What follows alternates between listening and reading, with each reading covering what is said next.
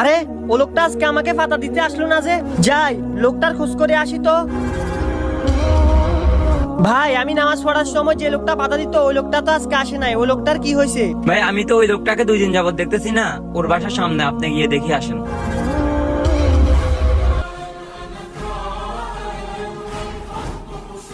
আরে ভাই আপনি নামাজ পড়তেছে ভাই, আপনার এই পরিবর্তন কিভাবে হয়েছে? ভাই তাহলে আমার পরিবর্তন হওয়ার পিছনের কারণগুলো শুনেন।